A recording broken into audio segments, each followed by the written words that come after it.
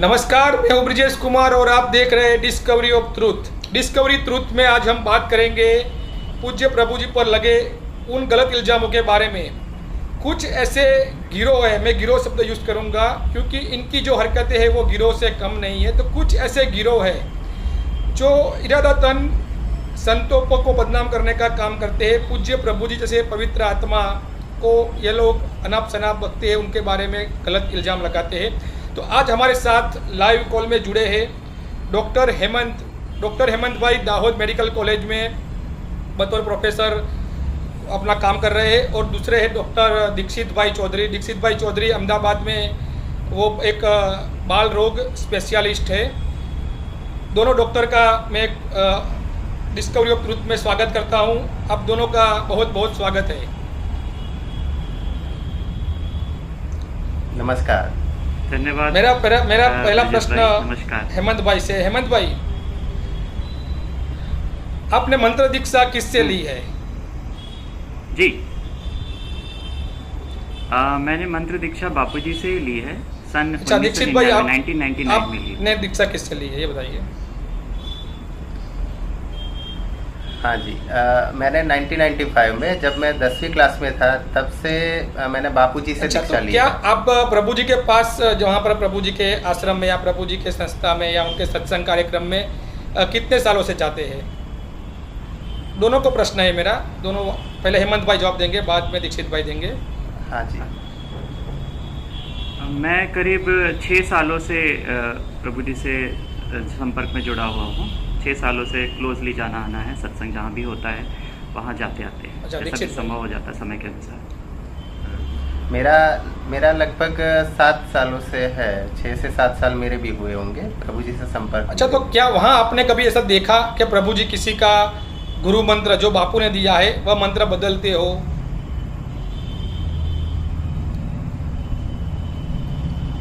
नहीं, ऐसा तो कभी नहीं देखा और ऐसा तो कभी सुना भी नहीं है। और मुझे इस प्रश्न को लेके भी चिंता हो रही है कि भाई ये प्रश्न कैसे आया, ये प्रश्न का आधार क्या है, इस प्रश्न का प्रमाण क्या है कि भाई ये क्वेश्चन आया है। कि कोई तो कुछ भी चल के रास्ते में बोल सकता है कि भाई ऐसा क्या है। तो ये कैसे प्रश्न जनरेट हुआ कि भाई प्रभु जी मंत्र चेंज करते हैं? हमने तो कभी ऐसा देखा भी नहीं, पर्सनल कभी ऑब्जर्व नहीं किया। इतने सारे सत्संगों में गए हैं और जाते हैं रेगुलरली, रूटीन बेस पे जाते हैं। सब दीक्षित भाई, आपका क्या कहना है इसके बारे में? सुना भी नहीं। सही बात है हेमंत भाई की कि हम लोग इतने सालों से जाते हैं तो प्रभु जी ने हमारा कुछ गुरु मंत्र के बारे में पूछा भी नहीं या उसको कुछ चेंज करने का भी नहीं बोला। उल्टा हमारी गुरु भक्ति बढ़े, साधना बढ़े, ऐसे ही सत्संग में बताते थे और अपनी साधना कैसे बढ़े उसका ही एक उल्लेख होता था। कोई ऐसा नहीं कि आप गुरु बदलो या मेरे कहने पे। अक्सर हमने देखा है पिछले 1-2 सालों में ईश्वर की ओर नाम का चैनल है, लेकिन वो काम करता है नर्क की ओर ले जाने का, क्योंकि उसके चैनल में काल नेमी जैसा काम होता है। क्या कहना चाहेंगे आप ऐसे लोगों पर जो ईश्वर की ओर नाम रखकर नर्क की ओर ले जा रहे हैं? ब्रिजेश भाई, ये जो है मुझे ऐसा लगता है कि लास्ट ईयर भी मैंने ये चैनल को थोड़ा सा देखा था कि इसी टाइम पीरियड पे ये चैनल ने वीडियो एक लॉन्च किया था। लास्ट टाइम भी हुआ था ये, और ये अभी भी इसी टाइम पे है। तो मुझे ऐसा लगता है कि जब ये सीज़न चेंज होता है तो ये एक वायरस है, और ये वायरस की पूरी लॉबी है जो समय अनुसार बीच बीच में आते हैं और साधकों को भटकाते हैं। तो ये साधक नहीं है, ये एक बाधक है जो पूरी एक लॉबी बन के, जिसमें एक स्क्रिप्ट राइटर है और फिर उस स्क्रिप्ट राइटर में एक वीडियो एडिटर है और एक वीडियो पे मैसेज डालने वाले पूरी चैनल है। ये चैनल वाइज चैनल, ये पूरा लॉबी है जो एक पूरा साधकों को विखंडित करने के लिए, एक डाइवर्ट करने के लिए काम कर रहे हैं।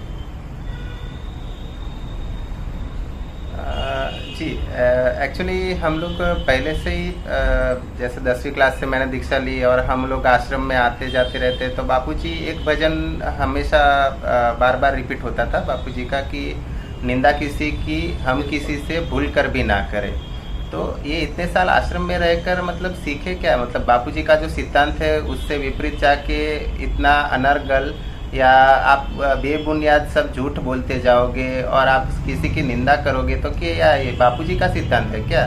ये इतने साल रहकर भी समझे नहीं कि ये ईश्वर की ओर ले जाने वाला चैनल का नाम रख के क्या शैतान की ओर ले जा रहे हैं, या सभी, मतलब ये एक टिपिकल पीरियड भाई होता ये है पतन की ओर है, हाँ ये जी। पहले पतन की ओर है, फिर उसका अल्टीमेट डेस्टिनेशन नरक की ओर। जी सही बात है। लेकिन ये एक्चुअली ये एक टिपिकल टाइम फ्रेम पे ये ऐसे रिलीज करते हैं, जैसे एक बार प्रभु जी ने बोला कि हाँ साधकों को बापूजी को बाहर लाने के लिए इकट्ठा होना चाहिए। तो इकट्ठा होके अपने क्या है, सब इकट्ठा होकर लीगल टीम से ही क्वेश्चन करेंगे कि हाँ भाई कैसे क्या चल रहा है, बापूजी का क्यों ऐसे हो रहा है कि सारवार एक ठीक से नहीं मिल रही या अपने जहाँ चाहिए वहाँ पे अपनी ट्रीटमेंट नहीं हो रही है। तो ऐसे इकट्ठा करने का एक मैसेज ही जाता है, तब से वो लॉबी सक्रिय हो जाती है कि प्रभु जी के विरुद्ध भड़काने के लिए एक वीडियो जारी कर देता है कि चलो बापूजी के साधक इस तरफ ना डाइवर्ट हुए, हमसे कोई क्वेश्चन ना करे। तो ये एक बुरी मंशा लग रही है इन लोगों की कि क्यों ये बार बार ऐसे वीडियो और निंदा वाला निकाल रहे हैं।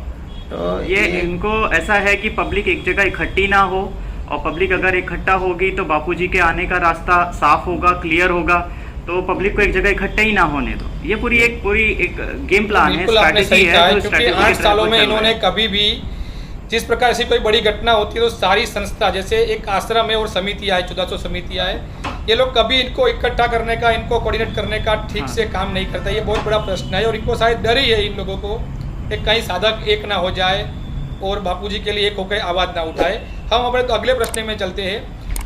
आश्रम के ही बड़े साधक है, उसका नाम लेना चाहूँगा, डॉक्टर प्रेमजी भाई।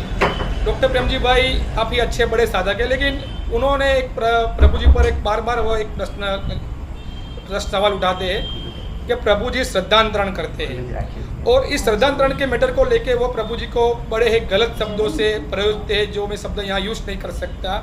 तो आश्चर्य होता है कि इतने बड़े पद पर बैठे, इतने सम्मानीय पद पर बैठे व्यक्ति ऐसे गलत शब्दों का इस्तेमाल क्यों करते हैं। और अब का मेरा प्रश्न है कि क्या आपका वहाँ श्रद्धांतरण हुआ या आपने कहीं देखा किसी का श्रद्धांतरण वहाँ होता हो?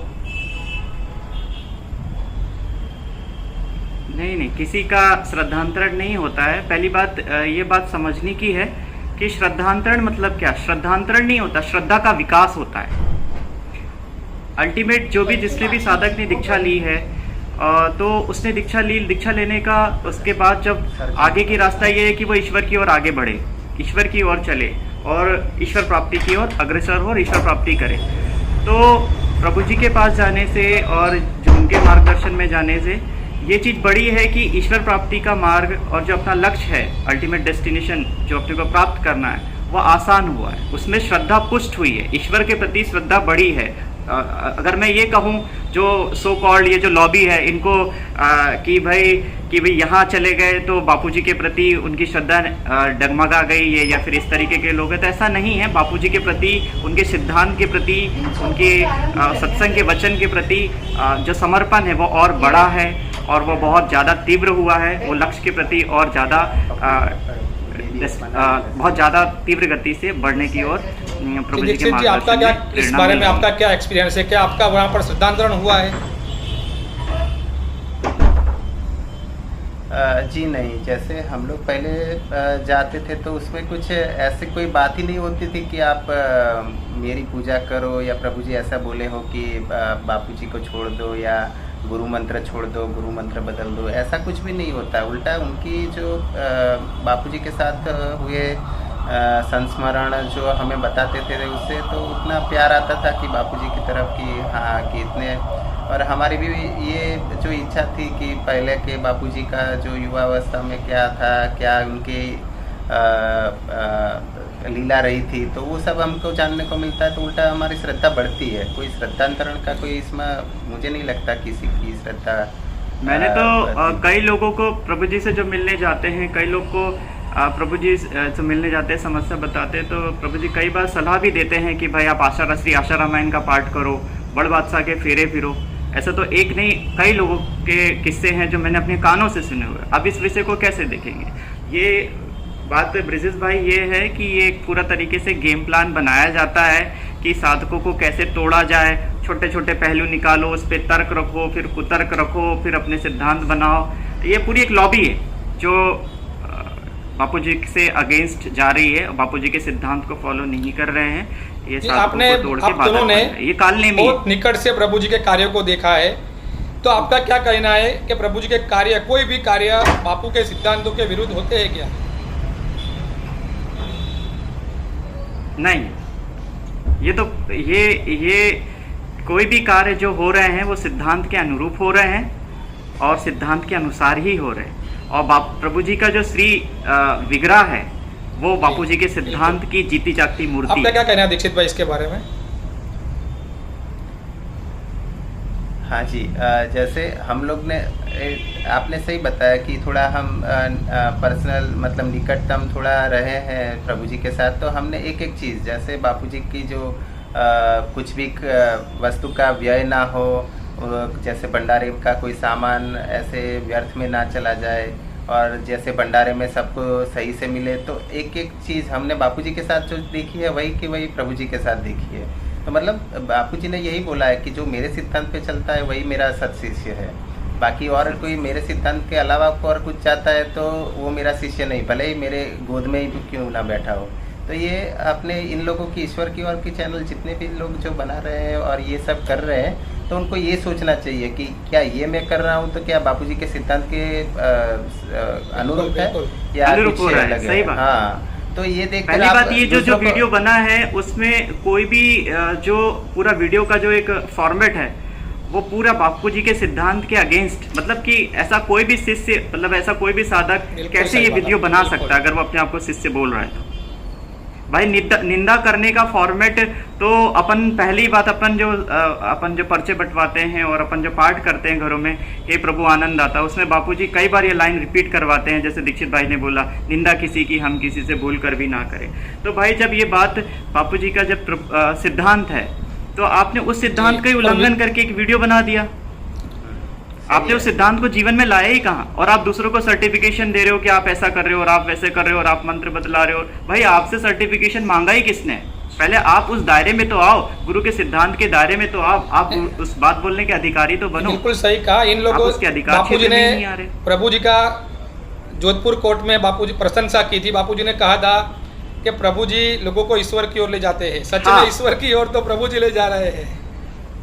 हाँ, प्रभु जी ले जा रहे हैं। ये लोग इनको नहीं सही बात सुनते है, सही है। इनको अपने मन की करनी है। दूसरा हमारा प्रश्न है ये भी डॉक्टर प्रेम जी ने बड़ा गंभीर आरोप लगाया है प्रभु जी पर, और बहुत ही गलत शब्दों में, इसीलिए इसको आज मैं यहाँ उठा रहा हूँ क्योंकि आप दोनों भी डॉक्टर है।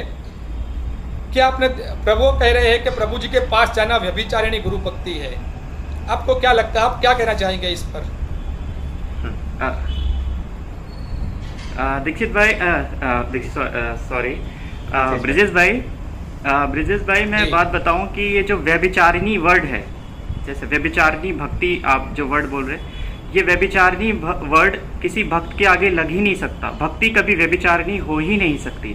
गीता जी का अगर सिद्धांत पकड़े तो भगवान कृष्ण ने भी भक्त की 4 कैटेगरी डिवाइड की है, अर्थार्थी, अर्थ, जिज्ञासु और ज्ञानी।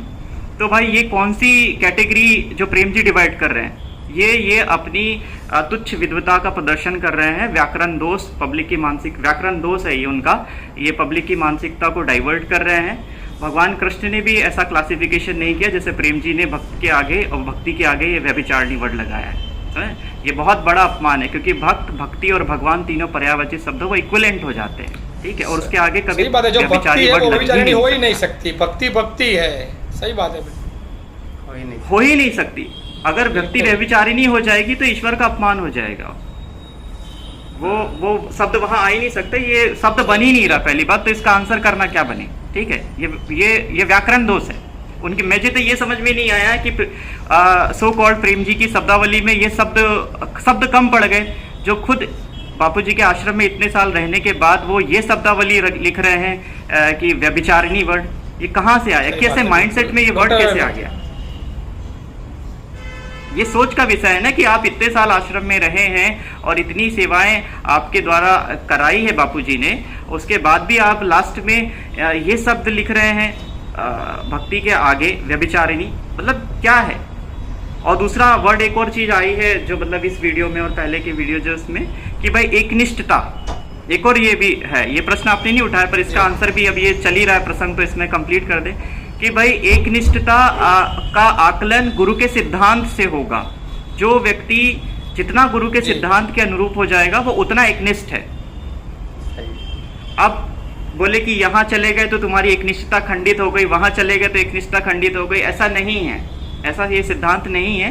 गुरु का जो सिद्धांत है, जो सत्संग में वो बता रहे हैं, समझा रहे हैं, उसके अनुरूप जीवन बना लेना, उसके अनुरूप अपने स्वभाव को बना लेना, ढाल लेना, उस परिवेश में अपने आप को बिठा लेना, ये एकनिष्ठता है। और ये जब इस दृष्टि में साधक आ जाएगा तो उस गुरु की दृष्टि और शिष्य की दृष्टि एक हो गई। तो जो गुरु को दृश्य दिख रहा है वो शिष्य को दिखना चालू हो जाएगा, तो बात बन गई। ये बात बनानी, ये दीक्षित भाई आपका क्या ख्याल है इस पर? हाँ जी, जैसे ये एक जो शब्द प्रयोग किया है एकदम गलत बात है। जैसे डॉक्टर हेमंत भाई ने बताया, जैसे हमारे लिए शिव ही गुरु है, गुरु ही शिव है और शिव ही गुरु है, ठीक है। तो एक शिव जी के जितना हम पूजते हैं उतना ही माता पार्वती को हम पूजते हैं, और उतना ही गणेश जी को और कार्तिकेय को, तो वो सभी हमारे लिए पूजनीय है। तो कैसे गुरु परिवार हमारे लिए कैसे एक अलग हो गया कि जैसे बापूजी अलग है, माता जी अलग से अलग है, और प्रभु जी अलग है, या साईं जी अलग है।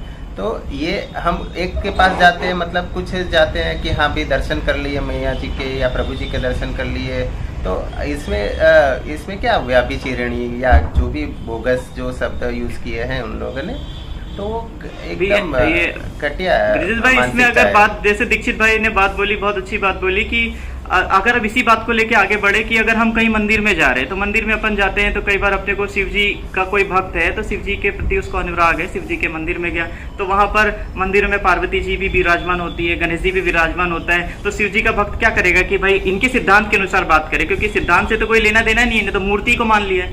तो वो शिव जी के पास जाएगा तो वो ये सोचेगा कि मुझे गणेश जी को नहीं देखना है, इधर पार्वती को भी नहीं देखना है। तो सो कॉल्ड दिस इज एकनिष्ठता? ऐसा तो नहीं है। ऐसे में तो उसको फिर ऐसे चलेगा तो सर्वाइकल स्पॉन्डिलोसिस हो जाएगा। तो वो कहाँ जीवन यापन करे? अरे अपने को व्यापक होना है, सिद्धांत समझना है। अपन रोज लाखों बार आश्रम में ये वंदना गुजी है, गुरु ब्रह्मा, उसके बाद जो श्लोक आता है गुरु साक्षात परम ब्रह्मा, उसके बाद अखंड मंडलाकारम व्याप्तम येन चराचरम। गुरु अखंड मंडलाकार में व्याप्त है, तो आपको चराचर जगत में वही है, तो आपको उस लॉबी उस परिवेश में गुरु को देखना है ना, सर्वत्र गुरु को देखना है। कि बस आप एक ने विग्रह बना लिया और उसमें ही गुरु को देखना है, तो फिर गुरु का सिद्धांत कैसे पकड़ा? गुरु के सिद्धांत को तो समझे ही नहीं ना, हम तो गुरु के सिद्धांत से कोसों दूर हो गए। सही है। आत्मभाव जो पैदा करना है, तो बापूजी बोलते हैं कि सभी में आत्मभाव नहीं कर सकते तो कम से कम गुरु से स्टार्ट करो, फिर गुरु से धीरे धीरे तो व्यापक बनना है ना, तो कम से कम गुरु मैया और गुरु परिवार उसमें तो आत्मभाव करो भाई। अभी से क्या ये सब निम्न कक्षा की बातें करना, वीडियो निकालना, पत्र लिखना, बोगस ये मतलब कुछ भी नहीं। और पहली बात ये है, एक और बात है ब्रिजेश भाई यहाँ, कि अगर किसी जिस प्रकार से ये बात कर रहे हैं कि अगर किसी ने प्रश्न भेजा है तो प्रश्न पर्सनल भेजा गया तो उसका उत्तर भी पर्सनल दिया जाएगा। उसका उत्तर पब्लिक चैनल पे क्यों दिया जा रहा है? मतलब इनकी मानसिकता समझिए। नहीं, ये पूरा एक प्लानिंग के तहत का काम कर रहे हैं, इरादतन उनको बदनाम करने की ही एक चाल है। ये कोई ऑर्गेनिक नहीं हो रहा है, ये जानबूझकर ये लोग पूरा प्लान करके, इसमें कोई जानबूझ के किया जा रहा है। तो ये साधकों को समझना होगा और बापूजी के शिष्यों को ये बात समझनी होगी कि, और इतनी बुद्धि तो बापूजी की कृपा से हमें प्राप्त है कि भाई ये बात को समझे, और ऐसे जो चैनल्स है इन्हें डिसलाइक करे, इनके कमेंट्स में अपना व्यू रखे, पक्ष रखे, और इन्हें स्पाजम करके ब्लॉक करे, रिपोर्ट करे। ये अपनी जिम्मेदारी हो जाती है। जो भी साधक इस वीडियो को सुन रहे हैं उनकी जिम्मेदारी हो जाती है कि ये विखंडन के कार्य में ऐसे बिखरे नहीं, विखंडन के कार्य को अनसक्सेस करे। उनका यही होता है, कमेंट सेक्शन ही वो ब्लॉग बंद कर देते हैं। कमेंट सेक्शन उनको भी पता क्यों है कर रहे हो आप अगर इतने निष्पक्ष हो, न्याय आपके दिल में अगर निष्पक्षता है तो आप अपना कमेंट सेक्शन ओपन करो और आप लोगों को सामने भी नहीं आएंगे। वो बस जैसे काल नेमी क्या करता है, काल नेमी अपना सामने नहीं आता है, तो ये काल नेमी ही है, क्योंकि वो बापूजी का फोटो रखकर वॉइस ओवर के द्वारा ये अपनी गंदगी फैलाते हैं। जब लास्ट टाइम ऐसा हुआ था, जब ऐसा अभी दूसरी बार ऐसा हुआ, और पिछले भी व्हाट्सएप में भी कई बार इन्होंने ऐसी ओछी हरकतें की है, लेकिन आश्रम मैनेजमेंट है, जो मोटेरा का जो आश्रम मैनेजमेंट है, वह ऐसी बातों को क्यों नहीं रोक रहा है? जब हम उनसे प्रश्न करते हैं तो वो कहते हैं ये डॉक्टर प्रेम जी का पर्सनल मैटर है, उन्होंने किया है, हमें मालूम नहीं है। और वो खुद जैसे ऑफ द रिकॉर्ड इस बात की निंदा करते हैं डॉक्टर प्रेम जी के, लेकिन ऑन द रिकॉर्ड वो कहने के कुछ भी कहने के लिए तैयार नहीं होते हैं। तो आप क्या कहना चाहेंगे आश्रम मैनेजमेंट को? आश्रम मैनेजमेंट को ये कहना चाहेंगे कि अगर प्रेम जी को सामने बिठा के पूछा जाए कि आपने बात कही है क्या, और कही है, तो फिर आपको आश्रम से उनको निकालना चाहिए, क्योंकि बात इसमें आश्रम की भी उतनी बदनामी, क्योंकि प्रेम जी आश्रम की छत्रछाया में, बापूजी की छत्रछाया में आश्रम में है। तो ये बात क्लैरिफाई करनी चाहिए, उनको सामने बिठा के पब्लिकली वीडियो बना के ये बात पोस्ट होनी चाहिए, ताकि उसमें आश्रम भी सेफ है कि भाई जो क्रिमिनल व्यक्ति है वो बाहर हो रहा है, हमसे गड़बड़ी हुई कि हमने इनको रखा, और ये इनकी मानसिकता सही नहीं है, आश्रम में रहने लायक मानसिकता सही नहीं है। और अगर कहीं बिहाफ में कहीं उनके नाम से कुछ हो रहा है तो भी क्लैरिफिकेशन होना चाहिए, पब्लिक को आंसर सेटिस्फाइड जाना चाहिए। आश्रम की ये जिम्मेदारी हो जाती है कि उसके पास अगर कोई व्यक्ति है तो उसकी पब्लिक को पूरी जानकारी क्लैरिफाई होनी चाहिए ऑन कैमरा हो या जैसे भी के थ्रू वो देना चाहे वो क्लियर देना चाहिए। डॉक्टर हेमंत भाई, आप ये बताइए, जी, ये जी। लोग जब भी प्रभु जी को ये लोग टारगेट करते हैं तो ये लोग बापू जी की कुछ पुरानी जो सत्संग की क्लिप्स होती है वो लोगों के सामने रखते हैं। तो ऐसे जो बापू जी की क्लिप्स है वो लोगों को सामने रखकर ये लोग प्रभु जी और मैया जी के खिलाफ साधकों को भड़काने का काम करते हैं। इसके बारे में आपका क्या कहना है? एक्चुअली ब्रिजेश भाई, ये इनका जो बिहेवियर है ना वो नेगेटिव है, तो वो नेगेटिव व्यक्ति को ऐसी नेगेटिव चीज़ें हाईलाइट हो जाती है और उनके दिमाग में प्रिंट हो जाती है, और वो फिर दूसरों को उस तरीके से परिवेश बना के दिखाना चाहते हैं। तो उनको ऐसा समझना चाहिए कि भाई बापूजी गुरु है, बापूजी अगर मैया जी की बात करें तो पति है, गुरु है, और प्रभु जी की बात करें तो पिता भी है, गुरु भी है। तो वो उनका अधिकार क्षेत्र है, वो उनके अधिकार क्षेत्र में उनके कर्तव्य के दायरे में आ रहा है, वो कहीं भी किसी मंच से भी बात बोल सकते हैं। पर शिष्य के अधिकार क्षेत्र में ये बात नहीं है कि वो गुरु माँ के बारे में और गुरु पुत्री के बारे में पब्लिकली कहीं भी कमेंट करे। ये उनका अधिकार क्षेत्र नहीं है, ये उनकी उसमें आता ही नहीं है। तो ये बात समझनी होगी कि जो पिता की पद है, जो गुरु का पद है, वो उनका अधिकार क्षेत्र है। शिष्य को अपना अधिकार क्षेत्र समझना होगा कि भाई अब ये उनके दायरे में ही नहीं आ रहा। जो प्रेम जी और ये जो जिस तरीके से ये शब्दावली और जो इस वीडियो में आई है, चाहे जिसने भी ये लिखी गई है, अपने को तो सामने वो लोग नहीं है, तो ये जो शब्दावली आई है और जिस तरीके से ये हुआ है, ये उनकी हद में नहीं है, ये हद को क्रॉस किया गया है। वो किसी भी लेवल पे, किसी भी स्थिति में, कितनी भी ऊंची स्थिति हो जाए, पर गुरु परिवार के बारे में, गुरु पत्नी के बारे में, गुरु पुत्री के बारे में वो बोलने के अधिकारी कभी हो ही नहीं सकते। ये पूरा ही गलत, ये वो अधिकार क्षेत्र में उनके ये लोग तो ऐसा कहते हैं डॉक्टर हेमंत भाई कि स्त्री कभी गुरु बन ही नहीं सकती है। पहली बात, मैं इस बात को यहीं खत्म कर दूं कि गुरु ना स्त्री होते हैं ना पुरुष होते हैं। गुरु किसी उसमें होते ही नहीं है, क्योंकि गुरु शरीर में है ही नहीं। गुरु तो व्यापक विभूति है। शरीर तो एक सामने की एक विग्रह है जो शिष्य को एक समझाने के लिए, मार्गदर्शन देने के लिए विग्रह की रचना हुई है। बाकी गुरु स्त्री पुरुष ये दोनों सिद्धांत में है ही नहीं। गुरु अखंड मंडलाकारम व्याप्तम येन चराचरम, गुरु उस पद में है, तो उसको उसी पद के हिसाब से जो देखता है, उसी पद के अनुसार जो उनकी आराधना करेगा, तो ही वो सच्चा ज्ञान जो गुरु के दिल में है वो शिष्य के दिल में आएगा। अदरवाइज स्त्री और पुरुष में अगर वो उलझा रहेगा तो वो कहीं ना कहीं किसी ना किसी परिवेश में समय अनुसार ऐसी गलती कर जाएगा जो उनको उस विग्रह में देखेगा और वो फंस जाएगा। क्योंकि विग्रह में तो वो प्रकृति के अनुसार वो चीज़ें करेंगे और फिर उसमें उसकी बुद्धि उलझ जाएगी और वो फंस जाएगा। तो गुरु को तो 24/7 ना स्त्री ना पुरुष, अखंड मंडलाकारम 24/7 सीसीटीवी कैमरे में आप अपने गुरु की नजर निगरानी में है, ऐसा ही समझना चाहिए। मुझे ऐसा लगता है। त्रिगुण रहितम, ये लोग श्लोक तो बोलते हैं तीनों टाइम संध्या में, लेकिन उसका हाँ, और आश्रम में बताओ लाखों बार ये श्लोक गूंजा होगा, लाखों बार से कम नहीं हुआ होगा, ठीक है। पर अब बात ये है ना कि अब मतलब लोग ऐसे शब्द लेके आ जाएंगे और ऐसी मनगढ़ंत व्याख्याएं हो जाएगी। और मैया जी के लिए ऐसा तो कभी इतिहास में नहीं हुआ कि वशिष्ठ जी के साथ भी अरुंधति थे और उनका भी उतना ही आदर था। और कृष्ण के जमाने की बात करें तो सांदीपनि गुरु के साथ में जो गुरु माता थी, तो कृष्ण भगवान ने तो उन्हीं की आज्ञा से आज्ञा पालन करके स्वामी विवेकानंद का जीवन चरित्र देखे तो शारदा माँ थी, रामकृष्ण। हाँ, सही बात है, ये तो अभी रिसेंट बात है। तो इस परिवेश में और गुरु माँ का ऐसा अपमान, ऐसे शब्दों का प्रयोग कि भाई वहां दर्शन करने क्यों जाना और ऐसा क्यों, तो इस बात को आप सीधा बात ये से समझे ब्रिजेश भाई कि अभी बापूजी के सिद्धांतों को समझा ही नहीं गया, उनके सत्संग को जीवन में उतारा ही नहीं गया, उनसे दिल सही ढंग से मिले ही नहीं। इसलिए तो मैया जी के प्रति समर्पण, श्रद्धा, जो भाव और जो प्रेम और अनुराग होना चाहिए होता है सब नहीं है। कि डॉक्टर प्रेम जी से लोग वो कहते हैं कि हमारे बापू भगवान श्री राम और श्री कृष्ण से भी बड़े हैं। जैसे हमारे बापूजी एक अवतारी महापुरुष है, तो क्या उनकी जो सहधर्मचारिणी है, जैसे हमारे पूज्य मैया जी है, वो क्या कोई सामान्य स्त्री हो सकती है क्या? सही बात है। अरे वो है या नहीं है, वो क्लासिफिकेशन पार्ट शिष्यों का नहीं है, पर वो गुरु के पास, गुरु से संबंधित है। और गुरु की स्पर्श की हुई हर वस्तु भी शिष्य के लिए पूजनीय है। तो भाई उनका नाम तो अर्धांगिनी में जुड़ा हुआ है, तो वो हमारे लिए पूजनीय है और है। इस बात को स्वीकार कर लेना ही हमारे लिए बुद्धिमानी है।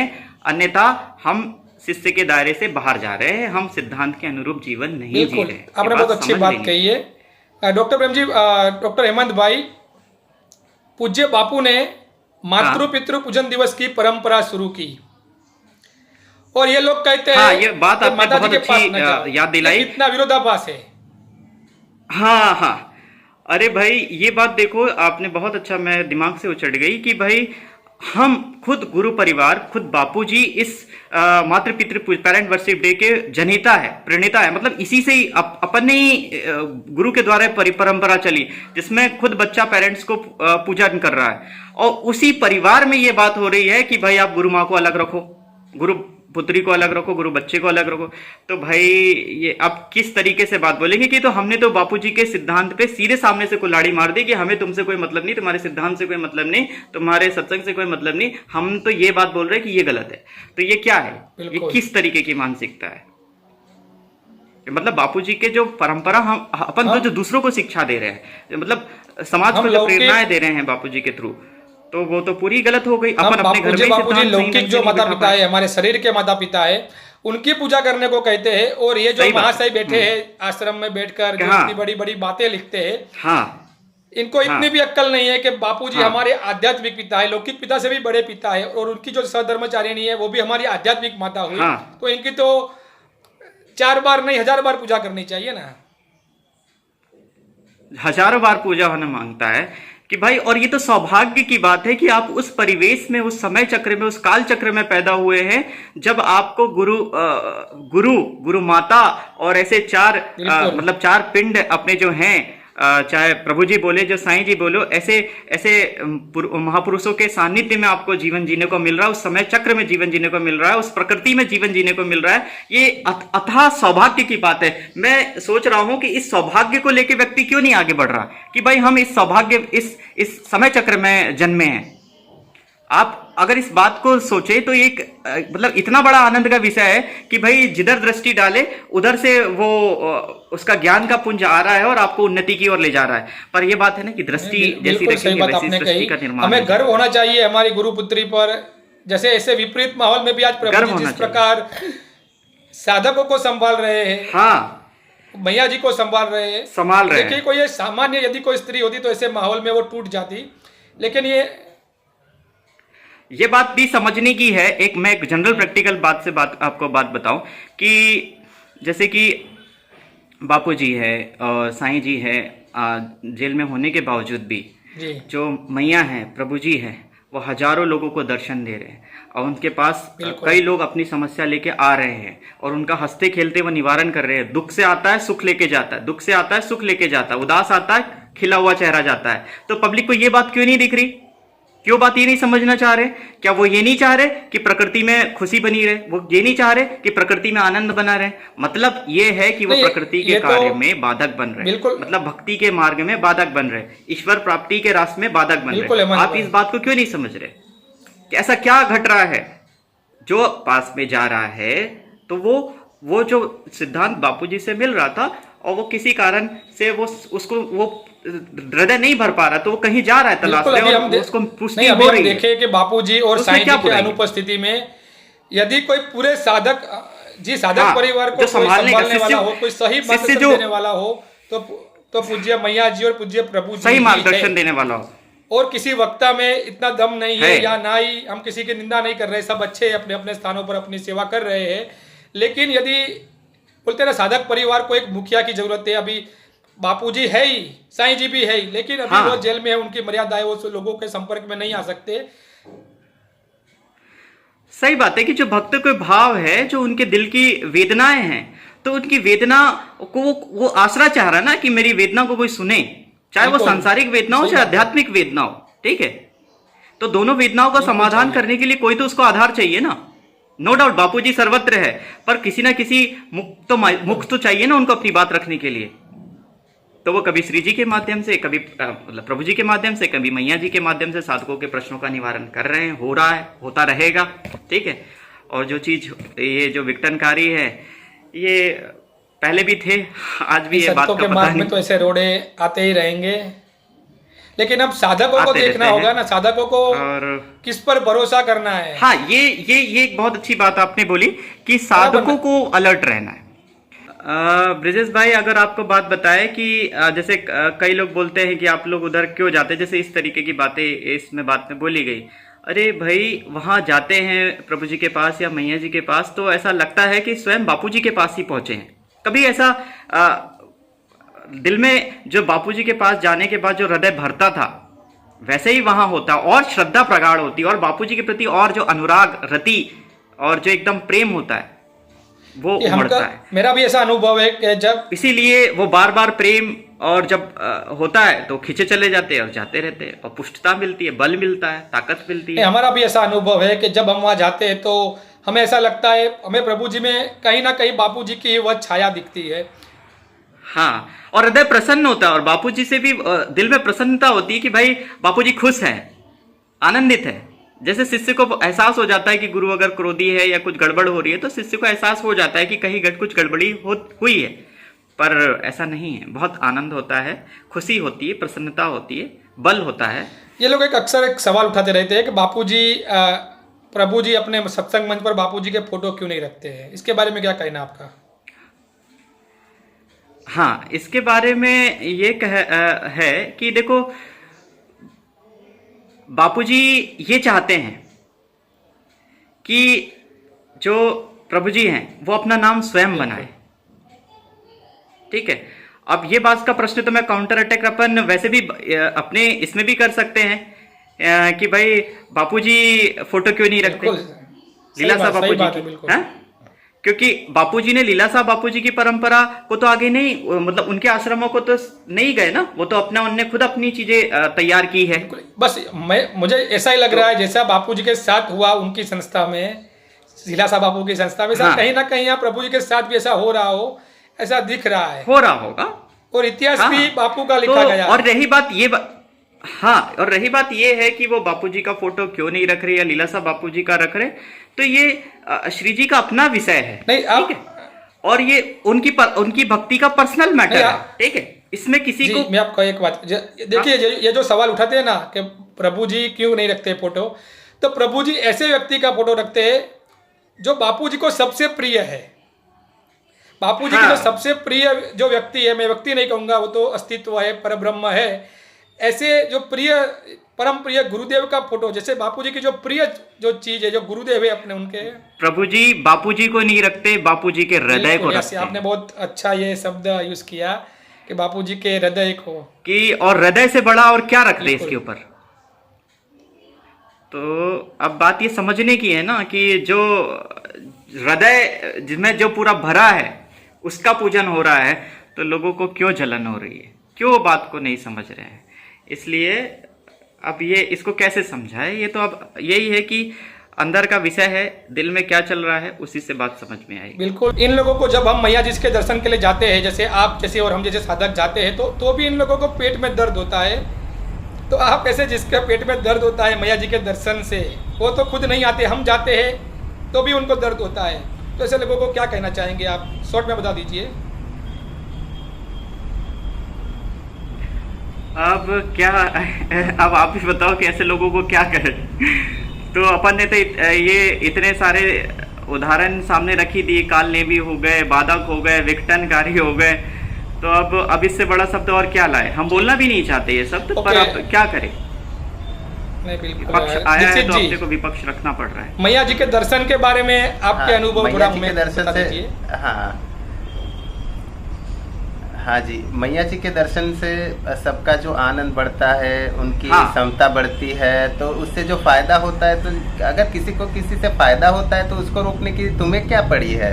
अगर तुम्हारा बिजनेस बात। बंद हो रहा है, क्या तुम्हारा धंधा बंद हो रहा है, आप देख लो हमारे लोगों को डॉक्टर की जो प्रोफेशन रहती है, तो उसमें एक दो डॉक्टर की अगर कंपटीशन भी होती है तो इतना नीचे नहीं गिर जाता कि भाई वो मेरे लिए वीडियो यूट्यूब पे वीडियो डाले कि ये दीक्षित की डिग्री फर्जी है, उसके पास जाना नहीं चाहिए। इतना तो हम लोग भी, मतलब बाहर वाले भी नहीं नीचे गिरते, तो ये आश्रम में सही बात रहकर है। इतना क्यों गिर रहे हैं कि हाँ भाई इतना मैया कैसे जी के- नीचे गिर रहे हैं, हाँ, लड़ाई के भी दर्शन अपने कर उसूल लिया। होते हैं कि अगर कोई पत्थर फेंक रहा है तो पत्थर से ही आंसर किया जाता है, नहीं, बहुत अच्छी तो बात कही उसके भी एक आपने। प्रिंसिपल होते हैं। सही है। अगर कंपटीशन अगर आप में है तो कंपटीशन की भी एक प्रिंसिपल है, हम कंपटीशन भी भी एक यही लेवल चाहते पे थे, चलता है। जब 1.5 साल पहले इन्होंने ये किया था तो हमारा भी इच्छा नहीं थी कि भाई हम इसको सोशल मीडिया पे लाए, ऐसे बोले, क्योंकि ये घर की बात थी, लेकिन वो लोग नहीं समझ रहे थे, नहीं सुधर रहे, तो इसीलिए मजबूरन हमको अब उनके बारे में भी बोलना पड़ रहा है आज। और आपने बात। बहुत बढ़िया बात बनाई, आपने समय निकाला, अपने कीमती समय में से, व्यस्त समय में से आपने हमारे लिए समय दिया, आपका दोनों का मैं बहुत बहुत धन्यवाद व्यक्त करता हूँ।